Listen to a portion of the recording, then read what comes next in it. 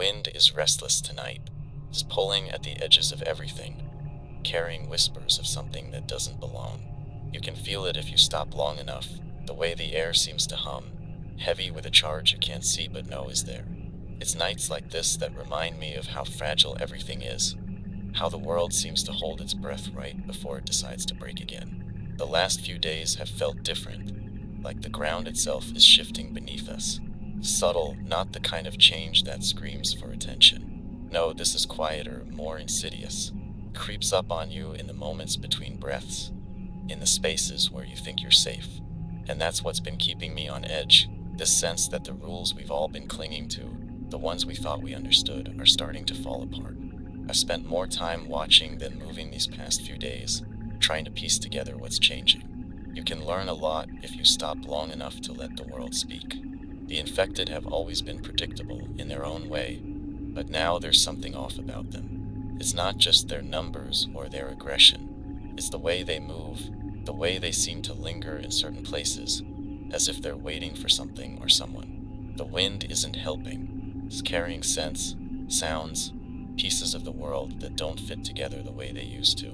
Every gust feels like a message, though I can't say for sure who it's meant for. Maybe it's a warning, or maybe it's just the world reminding us that it's still alive in ways we can't control. Either way, it's been enough to keep me awake, to keep me looking over my shoulder even when I know there's nothing there. There's this unease, this feeling that's been gnawing at me since I stepped outside the station 2 nights ago. I was just taking a look around, nothing more, but the air felt wrong, thicker somehow, like it was pressing down on everything. The kind of stillness that makes you second-guess every step, every sound. And then there was the scent, faint but sharp, carried on the breeze. Blood and rot, sure, but something else too. Something metallic, like the edge of a blade or the snap of a live wire. That's the thing about surviving out here. It's not just about what you see or hear. It's what you feel, what your instincts tell you.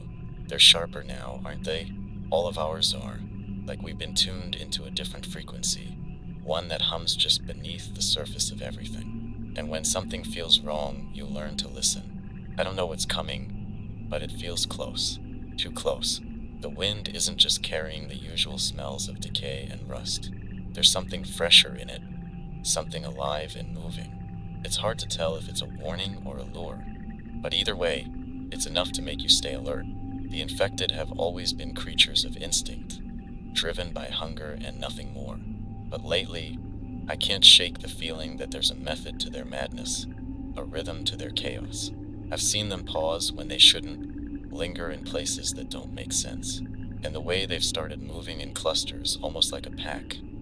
It's unsettling. It's like they're learning something we didn't think they could. I'm not saying they're thinking, not yet, anyway, but something's shifting, and we'd be fools not to notice.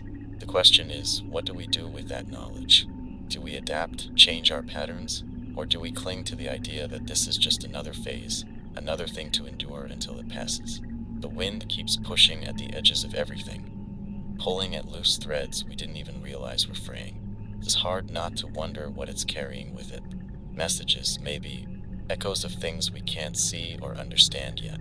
Or maybe it's just the world trying to remind us that it's still here, still alive in its own way, even if we're not. This isn't the first time I've felt this kind of tension, this weight hanging in the air, but it feels different now, heavier, like the world's holding its breath, waiting for the next move. And that's what makes it dangerous. The stillness, the quiet, it's not a reprieve, it's a prelude. Out here, you learn to read the signs, even the ones you don't fully understand. The way the wind shifts, the way the shadows stretch just a little too far, the way your own breath catches in your throat without warning. They're all pieces of a puzzle we're trying to solve one step at a time. And maybe that's all we can do. Keep moving, keep watching, keep trying to understand the rules even as they change beneath our feet. The world isn't the same as it was yesterday, and it won't be the same tomorrow. That's the only thing we can count on now, the inevitability of change. The wind's still pulling at the edges, still carrying those whispers of something just out of reach. Whatever it's bringing with it, we'll have to face it soon enough. And when it comes, we'll have to decide what to do, how to survive in a world that refuses to stop shifting under our feet. For now, all we can do is keep listening, keep moving, and hope that whatever's coming, we're ready for it. There's a certain way the infected move, a chaotic rhythm you get used to. Staggered steps, jerking motions, all muscle memory twisted into something unnatural. It's predictable in its own way. You learn to watch the patterns, to anticipate how they'll react. But lately, those patterns are starting to fray, breaking into something I can't quite define. Subtle, the kind of change that makes your skin crawl because you can't tell if it's real or just in your head. I was watching a group of them the other day, keeping my distance from the edge of an overgrown alley. They were moving down the street, nothing unusual at first. 6, maybe 7 of them, hunched and swaying, their limbs jerking in that grotesque way you'd expect. But then I noticed something. They weren't just stumbling along, they were following each other. Not in the loose, aimless way they usually do, but tightly, deliberately, almost like a pack. One of them, the leader maybe, had something in its hand. It was dragging it along the ground, and the sound was faint but sharp, like nails on a chalkboard. I thought it was just a piece of junk at first, some random debris it picked up out of instinct. But then it did something that stopped me cold. It raised the object, a broken glass bottle, and dragged it along the side of a wall. The sound echoed down the alley, a high-pitched scrape that made my pulse quicken. And just like that, the others stopped moving. They froze, heads tilting as if they were listening. It wasn't random. It wasn't some aimless act of destruction. That thing was signaling them. The leader scraped the bottle again, this time shorter, more deliberate, and the group shifted as one, turning toward the alley where I was hidden. My breath caught in my throat as I pressed myself tighter against the wall. They didn't come in. They just stood there, staring into the dark, as if waiting for something to emerge. When nothing did, they moved on, the bottle scraping the ground again in a steady rhythm. I stayed where I was long after they'd gone, trying to make sense of what I'd just seen. It wasn't the kind of behavior I was used to. The infected are supposed to be mindless, driven by hunger and instinct. But this felt like something else, something coordinated. It wasn't intelligence, not exactly, but it was close enough to make my skin crawl. I've been thinking about it ever since, replaying the moment in my head, trying to figure out what it means. Were they learning, adapting, or was it just some bizarre fluke, a coincidence that my brain twisted into something more? I don't have answers, and maybe that's what scares me the most. Out here, you get used to certain rules, certain expectations, and when those start to shift, it feels like the ground is falling out from under you. It's not just the groups, either.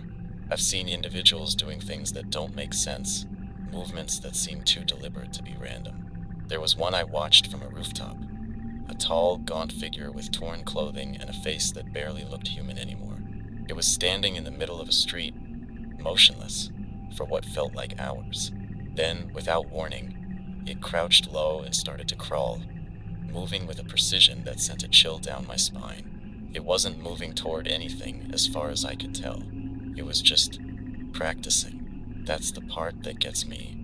The idea that they're not just reacting anymore, that they might be preparing, testing their limits in ways we haven't seen before. It's not enough to survive the infected we know. Now, we have to start thinking about what they could become. I don't want to jump to conclusions, but it's hard not to wonder if this is just the beginning. If they're starting to act with purpose, even a small one, then what's next? Tools? Traps?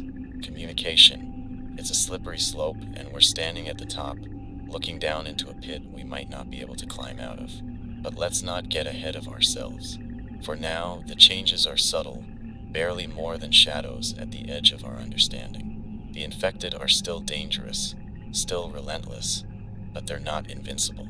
They're evolving, yes, but so are we. The difference is we get to decide how we adapt, how we respond to the new threats the world throws at us. They don't. So what do we do with this information? How do we prepare for something we can't fully understand yet? I don't have the answers, but I know one thing for sure. We can't afford to be complacent. The infected might be changing, but so are we. Every day we survive is another day we learn. Another day we get stronger. And that's something they can't take away from us. Whatever's happening out there, we'll figure it out. We have to. Because out here, understanding the rules, even the ones that are still being written, is the only way we stay alive. I've seen a lot of traps in my time out here. Some of them are obvious, makeshift barricades, piles of debris meant to funnel you into a choke point. Others, not so much. It's the subtle ones that get you, the ones that don't look like traps at all until it's too late. And lately, I've been seeing more of those. I came across one a few days ago. It was an overturned truck in the middle of an abandoned road, its cargo spilling out in a perfect little scene of desperation. Crates of food, some cans already open and scattered, as if someone had tried to grab what they could before things went south. From a distance, it looked like a jackpot, a gold mine for any scavenger willing to take the risk. But it was too perfect. The truck was tipped at an angle that didn't match the terrain, like it had been placed there deliberately. The crates were too neatly arranged, the cans spaced just far enough apart to draw you in step by step. And then there were the bodies, 2 of them, lying a few feet away, their positions unnatural, their faces turned toward the road like they were waiting for someone to find them. I didn't get closer. I didn't have to. The scene practically screamed danger, but not in the usual way. It wasn't the infected. It wasn't the kind of mindless chaos they leave behind. This was calculated, designed to lure people in, to make them think they'd stumbled onto a moment frozen in time, a tragedy they could scavenge for their own survival. But here's the thing about traps like that. They're not just about what you see. They're about what you don't see. The shadows under the truck where someone might be hiding. The high ground around the road where a sniper could be lying in wait. The faint glint of wire just visible if you know where to look, stretched tight across the path you're supposed to take. I stayed back, watching the scene from the cover of an old convenience store. I waited for hours, long enough for the light to shift, long enough to see movement in the shadows. It was subtle, barely more than a flicker, but it was enough. Someone or something was there, waiting for the right moment. That's the reality of ambush zones. They're not accidents. They're crafted, pieced together by hands that know exactly what they're doing. And the worst part, they don't always come from the living. I've seen infected wander into traps like these, drawn by the same false promises, only to end up tangled in razor wire or impaled on hidden spikes. And whoever set the trap, they don't care. Living or dead, it's all the same to them. This isn't the first time I've seen something like this, and it won't be the last. But every time, it's a reminder of how careful we have to be. The world isn't just dangerous because of the infected or the elements. It's dangerous because of the people who've learned how to survive in ways that leave no room for trust. And the traps are getting smarter. They're not just random piles of junk or obvious pitfalls anymore. They're layered, designed to play on your instincts, to make you second-guess yourself until you're too close to back out. A crate that looks heavy but tips too easily, sending you sprawling into the open. A door left ajar just enough to tempt you inside, only for it to snap shut the moment you cross the threshold. I've learned to look for the signs. Freshly disturbed dirt where a pit might be covered. Scratches on walls or railings where wire might be strung. Even the smell of oil or chemicals, faint but present, hinting at something rigged to explode if you're not careful. But even with all that, it's not always enough. Traps don't just test your awareness, they test your patience. They rely on the fact that we're all desperate, that we're all looking for that one break, that one stroke of luck that makes everything feel just a little easier. And in that moment of hope, they've got you. The thing that sticks with me the most isn't the traps themselves. It's the people who set them. I can't stop wondering what it takes to reach that point, to decide that the only way to survive is by preying on others. Maybe it's fear, maybe it's anger, or maybe it's just the simple fact that out here, survival doesn't leave room for morality. I don't have the answers. I'm not sure I want them. But what I do know is this. Every step we take out here is a risk. Every corner we turn, every path we choose, it's all a gamble. And the only way to survive is to stay sharp, to keep your eyes open, and to remember that nothing is ever as simple as it seems. The road is full of traps, survivors. They're waiting for us, hiding in plain sight, ready to remind us just how fragile we really are. So, the next time you see something that feels like a gift, Something that looks too good to be true. Trust your instincts. Step back, look again, and remember, out here, the only thing more dangerous than the infected is the hope that we've finally found something safe. There's a kind of silence out here that doesn't feel natural. It's not the peaceful kind, not the stillness of a quiet morning or a soft snowfall. This silence is different, heavier, like the air itself is holding its breath. You've probably felt it, the way it creeps in around you, wrapping itself tight, squeezing the noise out of everything. It's the kind of silence that makes every step sound louder, every breath feel sharper, every instinct scream at you to stop and listen. It's not always there, this silence. Most of the time, the world is full of noise, rustling leaves, groaning infected, the distant hum of wind through empty streets. Even the smallest sounds, the ones you barely notice, are enough to remind you that the world is still moving, still alive in its own broken way. But when that noise disappears, when everything goes still, that's when you know something's wrong. I was out by the river the other day, following the bank where the trees grow thick and the ground turns soft underfoot. It was quiet at first, the usual kind of quiet, broken only by the water moving slowly over rocks. But then it stopped. Not the river, of course, but everything else. The birds, the wind, even the faint hum of insects. It all vanished, like someone had flipped a switch. At first, I thought it was just me, that maybe I'd wandered too far into my own head and tuned the world out. But the longer I stood there, the more I realized it wasn't just my imagination. The silence was real and it was wrong. It pressed against me, made the hair on the back of my neck stand on end. I froze, my hand tightening on the axe I'd been carrying. My eyes scanned the treeline, the riverbank, the underbrush. Nothing moved. Not a shadow, not a flicker. It was like the whole world had decided to hold still, waiting for something I couldn't see. That's the thing about silence like this. It's not empty. It's full of potential, full of tension, full of things that might be waiting just out of sight. It plays tricks on you, makes you second guess every instinct, every decision.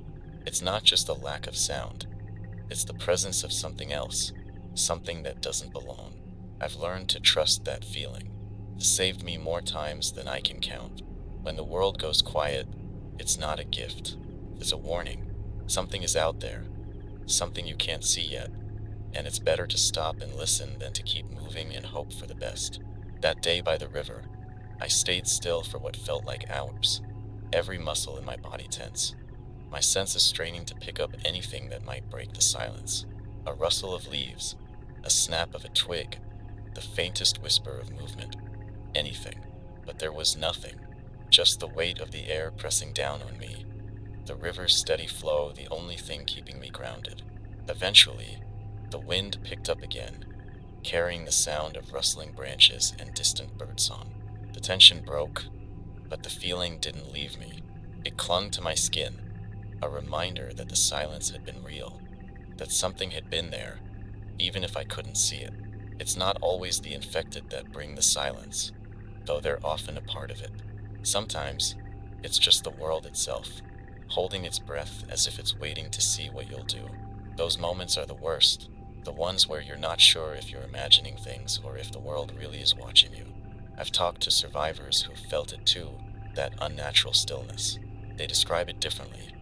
Some say it's like being in the eye of a storm, others like standing on the edge of a cliff and feeling the pull of the void. But the feeling is always the same. It's a warning, a message from the world itself, telling you to stop, to listen, to be ready. And the silence doesn't just hide the infected, it hides everything. A branch could snap, a shadow could shift, and you'd never hear it coming. That's what makes it so dangerous. It strips away your senses, leaves you vulnerable, makes you doubt what you know. I've started to think of it as a kind of predator, the silence. It hunts you, waits for you to drop your guard, to take one step too far into the wrong place. And once it has you, it doesn't let go. It gets into your head, makes you hear things that aren't there, see things that don't exist, turns the world against you one moment at a time. But like any predator, it can be outmaneuvered. You don't fight the silence, you move with it, let it guide you. You stop, you listen, you wait. You trust your instincts, even when they're screaming at you to run. Because the moment you let the silence own you, that's when it wins. The world is quiet tonight. Not completely, but enough. The kind of quiet that feels like a prelude, like the universe is holding its breath for something just beyond the horizon. Maybe you've felt it too, wherever you are. If you have, then you know what I mean. It's not empty. It's never empty. And the sooner you learn that, the better your chances of making it through to the other side. I found a map a few days ago. Not the kind you'd see in a gas station or an atlas, but something handmade, scrawled in pencil on the back of what looked like a torn cereal box. It wasn't perfect. Lines uneven, shapes barely recognizable, but it was detailed enough to catch my attention. It had markings too. Circles, arrows, a few scattered excess, all of them clustered around what seemed to be roads, buildings, and stretches of forest. Whoever made it, they were trying to chart something, trying to leave a message. I found it in the corner of an abandoned warehouse, tucked under a stack of overturned crates. The rest of the place was empty, stripped bare like most of the ruins you come across. But the map, that was different. It felt deliberate, like it had been left there for someone to find. Maybe me, maybe someone else. It wasn't just the map itself that caught my attention. It was what it represented. A glimpse into someone else's mind, someone else's survival. Every circle, every line, every symbol. It was all a story, one I could only guess at. What were they marking? Safe zones? Danger zones? Were the excess places to avoid, or places they'd already been? And the arrows, were they directions to follow, or warnings to turn back? The longer I looked at it, the more questions I had. But the one that kept coming back to me was this: why leave it behind? If this map was important enough to make, why wasn't it important enough to keep? Was it abandoned in a rush, left behind by someone who didn't have time to grab it? Or was it a trap, a lure for anyone desperate enough to follow its promises? I don't trust easy answers out here, and this map was no exception. Still, I couldn't just ignore it. Maps are rare now, especially ones that seem to have real thought behind them. So, I took it, folded it carefully, and spent the night trying to make sense of it. One of the circles was marked with what looked like a star, crude, uneven, but clear enough to catch my eye. It was near the edge of the map, close to a stretch of road I didn't recognize. Maybe a destination, maybe something important, or maybe nothing at all. That's the thing about maps, they can show you the way, but they can't tell you if the way is worth taking. The next day, I decided to test it. Not the whole map, just one of the smaller markings, a circle near what I thought might be an old gas station. If it led somewhere useful, I'd know the map was worth keeping. If it didn't, well, at least I'd have an excuse to move. The gas station was there, just like the map had suggested. But it wasn't empty. Someone had been there recently, maybe even still was. The doors were boarded up, the windows covered with layers of dirt and grime. Out front, a makeshift barricade had been set up, cobbled together from scrap metal and old tires. It wasn't much, but it was enough to make me pause. I didn't go inside. I didn't need to. The signs were clear. This place was claimed, and whoever had claimed it wasn't inviting company. Still, the fact that the map had led me there, that it had been accurate, was enough to give me pause. If one marking was right, what about the others? That's the question I've been turning over in my head ever since. The map is a tool, a piece of someone else's survival, and it could be useful. But it could also be dangerous. What if it's leading me into something I can't handle? What if the circles and arrows and excess aren't what they seem? I keep thinking about the person who made it. Were they like me, wandering through the ruins, piecing together scraps of what's left? Or were they part of something bigger, a group, a community, something I haven't seen in longer than I'd like to admit? The truth is, I'll probably never know. Whoever they were, wherever they are now, they left a piece of themselves behind in that map. And whether they meant to or not, they've pulled me into their story. I haven't decided what to do with it yet. Following it feels like a gamble, but ignoring it feels like a waste. Maybe I'll pick another marking, another circle or arrow, and see where it leads. Or maybe I'll hold on to it, keep it as a reminder that even in a world like this, there's still a place for curiosity, for wonder, for the possibility that not every question has a terrible answer. That's the thing about maps. They're not just about where you've been or where you're going. They're about the space between the journey, the choices you make along the way. And in a world where every step feels like a risk, sometimes that's enough to keep you moving. For now, the map stays with me, folded and tucked away like a secret. Maybe it'll lead to something worth finding. Or maybe it'll just lead me in circles, chasing ghosts and shadows. Either way, it's a part of the story now, and out here, stories are one of the few things we have left. Survival out here isn't about having the right tools. It's about making the tools you have work for you. The world doesn't hand you what you need anymore. It barely hands you anything at all. What you find is broken, rusted, worn down by time and neglect. But that doesn't mean it's useless. It just means you have to see it for what it can be, not what it was. I spent a couple of hours in an office building earlier this week, or what used to be one. The ceiling had caved in, and most of the floors were choked with debris. Splintered desks, shattered monitors, filing cabinets tipped on their sides. It looked like nothing more than a graveyard for paperwork and broken machinery. But graveyards can still hold treasures if you know where to look. The first thing I found was a stash of rubber bands in a desk drawer. Not exactly exciting, right? But they're worth their weight in gold if you know how to use them. A good rubber band can keep a makeshift splint secure or hold a tarp in place during a storm. I've even used them to set traps, simple ones but enough to slow down anything that might be following too closely. Then there were the paper clips. I found a handful scattered across the floor, some bent out of shape, others still intact. They might not look like much, but they can open locks if you're patient and careful. They can also replace a missing pin in a hinge or serve as a makeshift fishing hook if you're desperate enough to give it a shot. Out here, anything with even a hint of utility is worth pocketing. The best find, though, was a length of cord I pulled from the wreckage of an old copier. It wasn't in great shape, frayed in places, sticky with who knows what, but it was strong enough to use. Cordage is always valuable. You can secure a load with it, climb out of a tight spot, or even rig up a pulley system if you're feeling ambitious. That cord was worth the dust and sweat it took to get it free. The thing about places like that office is that they don't look useful at first glance. They look like ruins, nothing more. But if you slow down and pay attention, you start to see the possibilities. A broken chair isn't just trash, it's raw material. The legs can be stripped down for poles, the fabric repurposed for bandages or padding. Even the wheels, if they're still intact, might come in handy someday. It's the same with other scavenged items. A tin can isn't just an empty shell. It's a container for water, a cooking pot, or even a makeshift alarm if you string it up with some wire. An empty bottle can become a weapon, a tool for filtering water, or a lamp if you've got a little oil and a wick. Everything has potential. You just have to be willing to see it. That's the real trick to surviving out here. Not just finding things, but finding uses for them. You have to look at the world differently, through a lens of necessity and invention. It's not about what an object was meant for. It's about what it can do for you now. And it's not just about tools either. The world itself can be a resource if you're paying attention.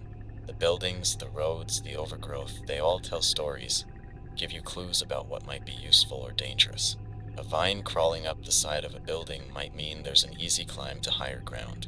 A shattered window could be an escape route, or a warning that someone or something has already been there. Even the debris on the ground can tell you something. A trail of broken glass might lead to a fight that happened long before you arrived, or it might just be the leftovers of some poor scavenger's escape. Either way, it's information, and out here, information is just as valuable as supplies. I know it's not always easy. The world has a way of making everything feel like junk, like nothing matters anymore. But if you let yourself think that way, you're already halfway to giving up. The truth is, everything matters now. Every scrap, every fragment, every piece of what the world used to be is all still here, waiting for someone to figure out what to do with it. I've seen survivors out there who are masters of this kind of thinking. People who can turn a pile of garbage into a functioning shelter, who can build a weapon out of nothing more than duct tape and determination. They're the ones who remind me that survival isn't about having the best gear. It's about knowing what to do with what you have. So, The next time you're walking through a ruined building or stepping over the remnants of someone else's life, take a second to look closer. What seems useless might be the thing that saves your life tomorrow. And out here, tomorrow is worth fighting for. The signs of life out here are rare, but they're there if you know where to look. Subtle things. A scuffed trail in the dirt, a piece of fabric caught on a branch, the faint outline of a boot print in the mud. These markers tell you someone has been here, someone like you, navigating this broken world one step at a time. They're reminders that no matter how empty the world feels, it's not completely abandoned. I came across a rope ladder hanging off the side of a building a couple of days ago. It was weathered, the knots frayed, but it still held tight against the concrete. The ladder wasn't old enough to have been there before the collapse. Someone put it up recently, maybe as an escape route or a way to reach a higher floor without using the stairs. I didn't climb it. You never want to enter someone else's space unless you're prepared for the consequences. But I stood there for a while, staring at it, wondering what kind of person made it. Were they still around, watching me from one of those darkened windows? Or had they moved on, leaving behind this small trace of their existence? The ladder felt like a message, even if it wasn't meant to be one. It said, I was here. I survived. The signs aren't always so obvious. Sometimes it's a campfire, its ashes still warm, surrounded by a ring of stones. Sometimes it's a door that's been barricaded from the inside, though it's splintered from someone trying to break in or out. These are the moments that make you pause, make you think about the lives intersecting with your own, even if you never meet the people behind them. But it's not just the objects they leave behind. It's the way they move through the world, the choices they make. A stretch of road where the weeds have been trampled. A pile of rocks stacked neatly by the side of a trail, marking a turn or a hazard. These aren't things nature does on its own. They're deliberate, purposeful, left behind by someone trying to carve a path through the chaos. I've seen signs that make me smile. Small acts of humanity that remind me not everything has been lost. Once, in the corner of a broken window, I found a stuffed animal perched on the ledge. Its fur was matted, one ear missing, but it had been placed there carefully, like someone wanted it to be found. I don't know who left it or why, but it felt like a gift, a moment of kindness in a world that doesn't have much of that left. Not all markers are so comforting. Some make your stomach tighten, your heart race. A trail of blood smeared across the ground, a set of footprints that end abruptly, a hastily scrawled message on a wall. Don't go this way. These signs are warnings, left behind by people who learned the hard way what lies ahead. I came across one of those warnings a while back. It was written in charcoal on the side of a truck, the letters jagged and uneven. Keep out. Below it, an arrow pointed toward an alleyway that disappeared into the shadows. I stood there for a long time, debating whether to follow it. Was it a trap? A challenge? Or was it exactly what it appeared to be? A desperate plea to stay away? In the end, I chose another path. That's the thing about these markers. They force you to make decisions without knowing the full story. They're breadcrumbs, clues left behind by people who might never know you exist. You have to decide how much to trust them, how much of your own story you're willing to risk to follow theirs. Sometimes the signs lead to places you wish you hadn't gone. A few weeks back, I followed a trail of cans and wrappers that led me to an old grocery store. At first, I thought it was abandoned, just another empty building looted clean long ago. But inside, I found a makeshift shelter, a bedroll, some scavenged food, and a notebook filled with sketches and notes. The drawings were rough maps, plants, a few faces that might have been people the artist once knew. It wasn't the shelter itself that got to me. It was the fact that it was empty. No sign of struggle, no sign of where they'd gone. Just silence, the kind that feels heavy, like the air itself is watching you. I left the notebook where I found it. It didn't feel right to take it. Some stories aren't meant to be stolen. The truth is, these markers of the living are everywhere if you're paying attention. They're not always obvious, and they don't always lead to happy endings, but they're there. They remind us that even in a world like this, people are still trying, still moving, still surviving. And maybe that's the most important thing they tell us, that we're not alone, not completely. Even if we never meet the people who leave these signs, their presence lingers in the spaces they've touched, the paths they've walked. It's a small comfort, but out here, small comforts are everything. It's strange how the world keeps moving even when everything else has stopped. Nature doesn't care about what we've lost or what we're fighting to hold on to. It just keeps going, reclaiming the spaces we abandoned, erasing the marks we left behind. Sometimes it's subtle, a vine creeping up a wall, a patch of grass breaking through the cracks in the pavement. Other times, it's not. It's entire buildings swallowed whole by trees, cars buried under a blanket of moss, streets turned into rivers after a heavy rain. I was walking along an old highway a few days ago, one of those stretches of road that used to hum with traffic at all hours. Now it's barely recognizable. The asphalt is broken, split apart by roots and weeds that twist through the cracks like they're reaching for something. The guardrails are rusted, leaning at odd angles where the earth has started to swallow them. It's not a road anymore. It's a scar, slowly healing over with green. Nature has a way of reminding us how temporary we are. You see it in the way trees grow through the floors of abandoned houses, their roots spreading into the foundations, tearing apart what was supposed to last forever. You see it in the way ivy wraps around telephone poles, pulling them down inch by inch. It's not violent, not in the way we think of violence. It's patient, relentless. I passed an old shopping center on that highway, or what was left of it. The parking lot was a jungle now, the lines marking the spaces barely visible under the grass and wildflowers. Trees had taken root where cars used to idle, their branches reaching out toward the broken windows of the building. Inside, the shelves were empty, the floors covered in dirt and leaves blown in by the wind. But the strangest thing was the birds. Dozens of them, maybe more, perched on the beams and rafters like they owned the place. And I guess they do now. This world isn't ours anymore, not really. We were just borrowing it, and now that we've stepped back, nature is stepping in to take what's hers. It's unsettling, in a way, but it's also beautiful. There's a kind of poetry to it, watching the earth reclaim what we thought we had tamed. But beauty doesn't mean safe. The changing environment is as much a threat as it is a reminder of resilience. Those vines climbing the walls, they can hide cracks and holes that could send you tumbling into a basement you didn't know was there. That moss-covered ground can be slippery, or worse, it can mask something sharp waiting to tear through your boots. And then there's the wildlife. Animals are adapting too, just like we are. I've seen deer wandering through the middle of a city, their hooves clicking against the broken concrete. I've seen raccoons nesting in the shell of an old truck, their eyes glowing in the darkness like tiny mirrors. Most of them keep their distance, but not all. Hunger changes everything. I've heard stories of wolves moving closer to populated areas, of bears breaking into buildings in search of food. Even the birds, those same ones perched in the shopping center, can turn into a problem if they decide you're a threat or an easy target.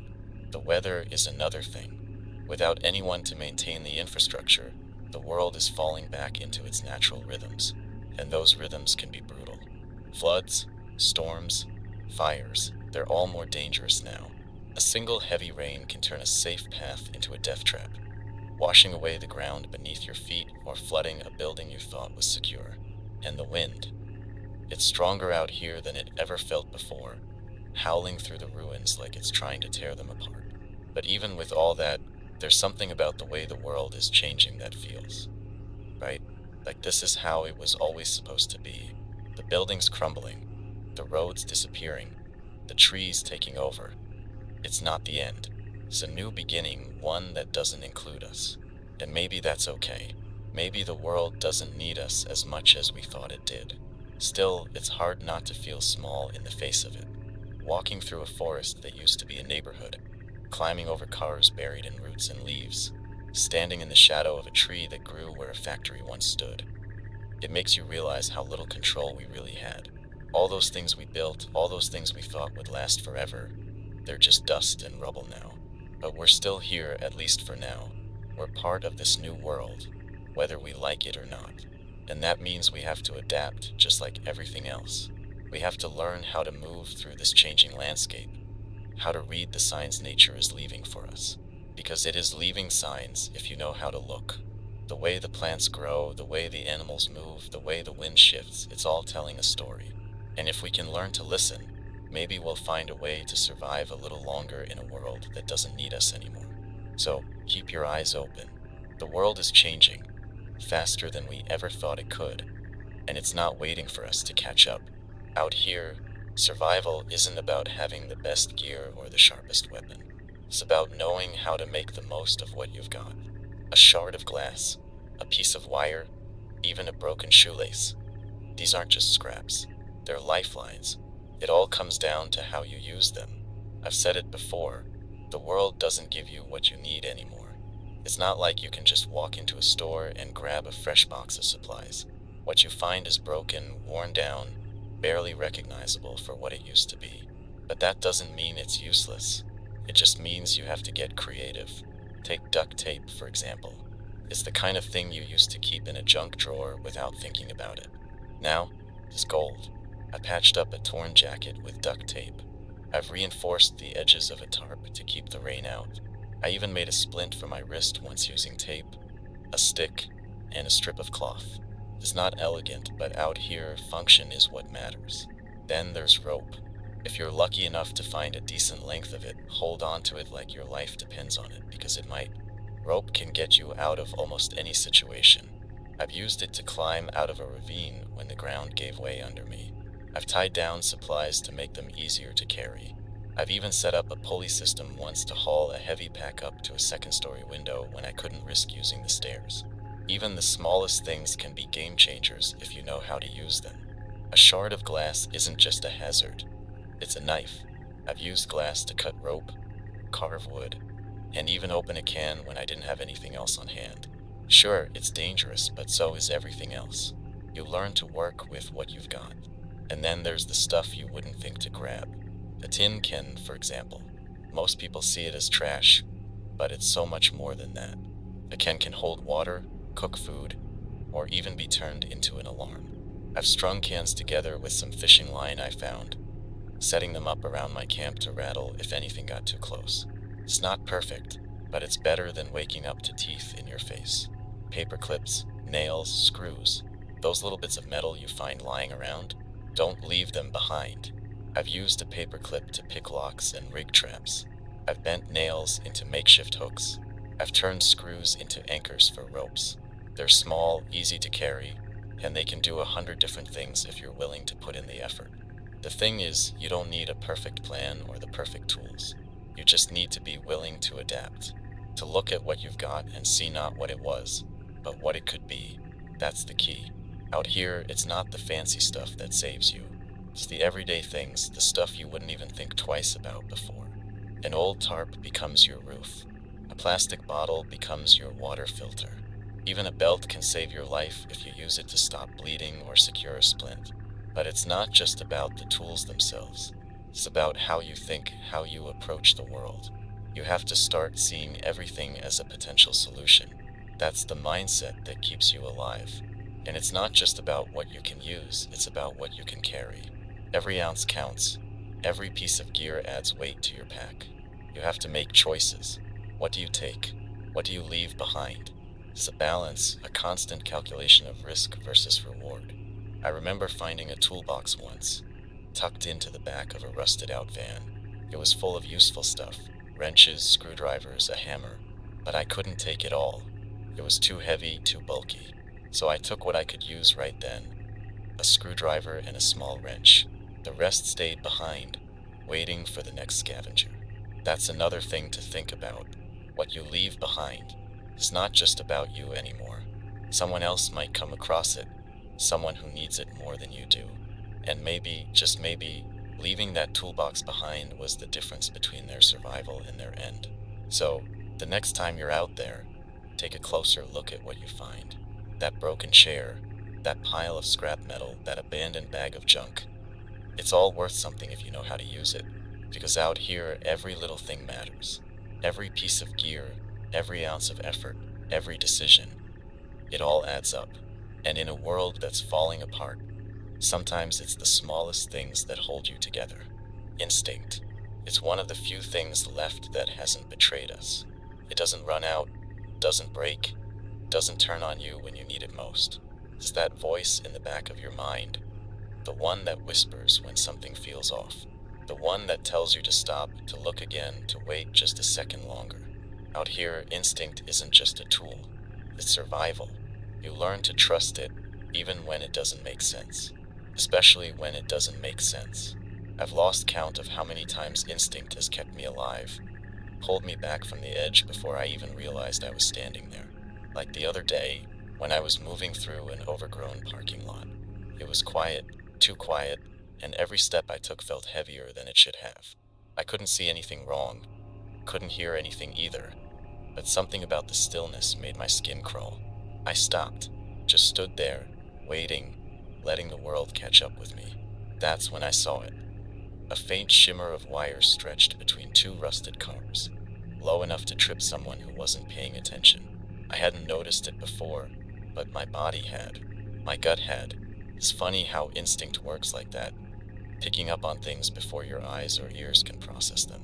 Sometimes it's not about stopping. Sometimes it's about moving faster, pushing through even when every part of you wants to hesitate. I was cutting through a residential area a while back, slipping between houses with boarded up windows and overgrown lawns.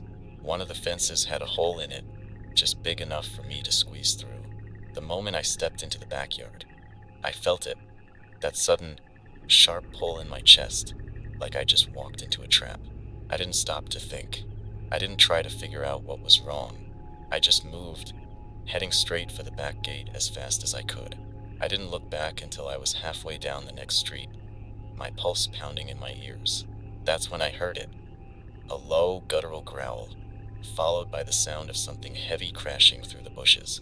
I never saw what it was, but I didn't need to. My instincts had already told me everything I needed to know. The thing about instincts is that they're not perfect. They're not always right, and they don't always give you clear answers. But they're better than hesitation, better than doubt. They're the part of you that remembers what it's like to be hunted, to be vulnerable, to be alive in a world that doesn't care if you make it to the next day. And instincts aren't just about danger. They're about opportunity too. That split-second decision to climb instead of run, to take a chance on a locked door, to stop and search a pile of rubble that looks like nothing but junk. Those moments can make the difference between finding shelter and spending the night in the open, between walking away with a full pack and walking away with nothing at all. But here's the tricky part. Instinct only works if you listen to it. If you're too distracted, too tired, too caught up in your own head, you'll miss it. You'll ignore that tug in your gut, that whisper in your mind, and that's when things go wrong. That's when you take one step too far, one breath too loud, 1 second too long. I've seen it happen. I've seen people second guess themselves, hesitate when they should have acted, push forward when they should have stopped. It's not their fault. We're not built for this, not really. We've spent so much of our lives ignoring our instincts, convincing ourselves that we're smarter than them, that we don't need them anymore. But out here, we do. Instinct is what tells you to avoid the house that looks too untouched, to take the long way around instead of cutting through the alley, to keep moving even when you think you're safe. It's not paranoia, it's survival. And it's not just about avoiding danger. It's about finding the balance between caution and courage. Instinct doesn't always tell you to run. Sometimes it tells you to stand your ground, to fight, to take the risk because the reward is worth it. That's the part that's hardest to trust, the part that makes you question whether your instincts are guiding you or leading you into a trap. But here's the thing, you'll never know unless you listen. Instinct isn't a guarantee, but it's better than nothing. It's better than silence, better than doubt. It's the voice that reminds you you're still alive, still capable, still fighting. So when that feeling hits you, that tug in your chest, that prickle at the back of your neck, don't ignore it. Don't push it aside because it doesn't make sense. It's not supposed to make sense. It's supposed to keep you alive. And out here, that's the only thing that matters. Isolation does strange things to a person. It twists the way you see the world, makes everything sharper, more immediate, but also distant in a way that's hard to explain. The silence, the stillness, the lack of anyone else to share it with, it's like a second kind of hunger gnawing at you from the inside. And the longer it goes on, the heavier it gets. It's not just the absence of people, it's the absence of noise, of movement, of all the little things you used to take for granted. The murmur of a crowded room, the faint hum of a television in the background, even the sound of someone breathing nearby. All of it's gone now. What's left is the kind of quiet that presses against your ears, makes you question whether you're the last person alive. I think that's what gets to me the most, the wondering. Out here, you never know if you're the only one in the area, if the nearest survivor is miles away, or if they're just around the corner, hiding in the same silence you are. It's a strange kind of loneliness, the kind that feels crowded by possibilities but empty in reality. You start to doubt your own presence, like maybe you're just a shadow moving through the ruins of a world that forgot how to see you. I've tried to fill the silence, talking to myself, narrating my movements, repeating old stories just to hear a voice, even if it's my own. It helps, but only a little. The quiet always finds its way back in. It's patient like that. It waits for you to run out of words, to run out of thoughts, and then it settles over you like a weight you can't shake off. The worst nights are the ones when the quiet feels alive, when it presses against the walls of the station like it's trying to get in. I'll sit there, staring at the darkness, listening for something, anything, but all I hear is the faint creak of the building, the occasional whisper of the wind. It's in those moments that the loneliness feels the heaviest, like it's something you could reach out and touch. Memories don't help much. They used to, back when all of this started. I'd think about the people I'd lost, the life I used to have, and it would feel like a connection, like a thread tying me to something real. But now the memories just hurt. They're too far away, too blurry at the edges, and they make the isolation feel sharper, more deliberate. Like the world is reminding you of everything you had just to make sure you know how much you've lost. That's why I started focusing on the small things, the tangible things. Organizing supplies, counting steps, marking distances on a map, little rituals that give structure to the emptiness. It's not much, but it's something to anchor yourself to, something to remind you that you're still here, still moving, still alive. And sometimes you find reminders in the world itself. A piece of graffiti on a wall, a makeshift shelter tucked into an alley, a trail of footprints in the dirt, signs that someone else was here, that they existed, that they mattered. It's not the same as having someone to talk to, but it's a comfort, however small. It's a reminder that you're not completely alone, even if it feels like it. The trick is not to let the loneliness take over. It's easy to slip into that place, to let the silence convince you that it's safer to stay still, to avoid other people, to give up on the idea of connection altogether.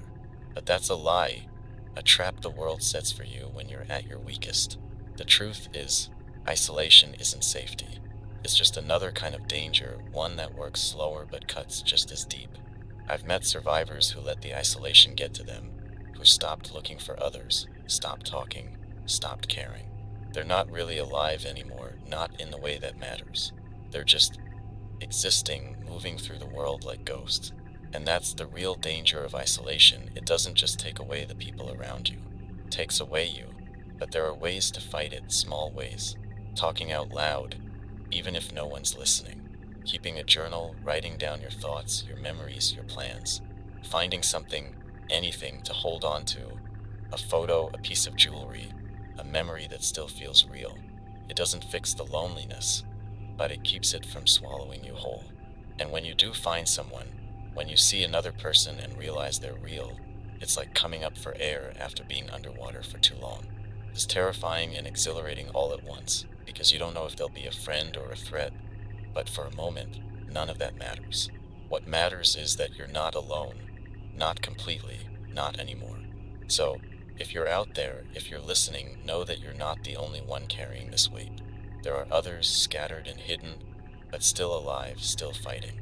And that means you're not alone, even if it feels like it.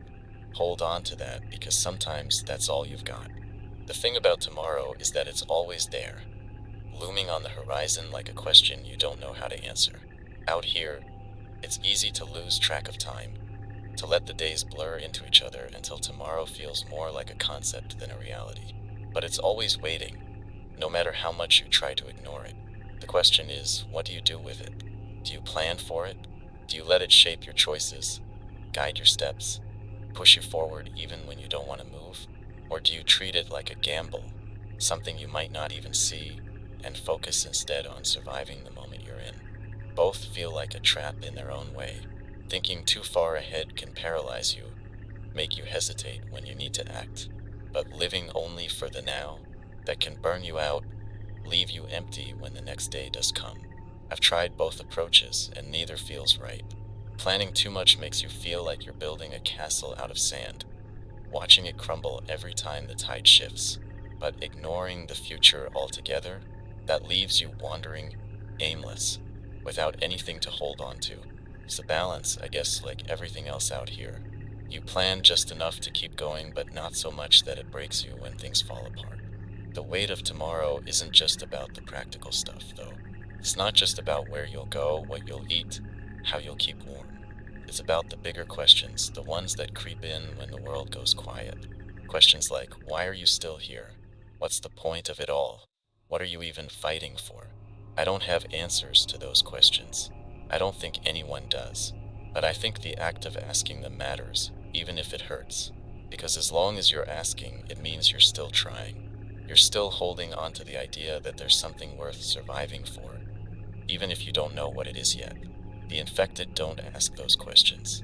They don't wonder about tomorrow, don't think about what comes next. They just exist, driven by instinct and hunger, caught in an endless loop of the same actions, the same motions. That's the line that separates us from them. As long as we're thinking, questioning, hoping, we're still human. And that means tomorrow still matters, even when it feels like it doesn't. But hope is heavy, isn't it? It's not the light, buoyant thing people used to talk about. Out here, hope is a burden, something you carry because letting it go would mean letting go of yourself. It's the weight of believing that things can get better, even when every part of you wants to stop believing. It's exhausting, but it's necessary. Without it, there's nothing. I think that's why I keep broadcasting, why I keep talking into the void, even when I don't know if anyone's listening. It's not just for you, it's for me too. It's my way of holding on to that weight, of reminding myself that tomorrow isn't just a threat, it's a promise, a chance to try again, to do better, to keep going. Out here, tomorrow feels fragile, like it could shatter at any moment. But maybe that's what makes it so valuable. The fact that it's not guaranteed, that it's something you have to fight for, makes it worth holding on to. And if you're out there listening to this, it means you've fought for it too. You've made it through another night, another day, another storm. That's not nothing. That's everything. So what do we do with tomorrow? How do we carry that weight without letting it crush us? I think the answer lies in the small things, the moments that feel insignificant but aren't. The decision to take another step when your legs are screaming at you to stop. The act of tying your boots just a little tighter, of scanning the horizon one more time before moving on. The quiet moments when you pause to catch your breath, to let yourself feel the sun on your face or the rain on your skin. Those moments matter. They're what make the weight bearable. And maybe that's the secret. Maybe it's not about trying to lighten the load or ignore it. Maybe it's about learning how to carry it, how to let it shape you without breaking you. Because tomorrow is coming, whether we're ready for it or not. And the fact that we're still here to face it, that we're still willing to try, that's what makes us human. So, if you're listening to this, if you've made it this far, know that you're not alone in carrying that weight. We're all in this together, even if we're scattered, even if we never meet. And as long as we're still here, still asking, still hoping tomorrow is worth it, it has to be,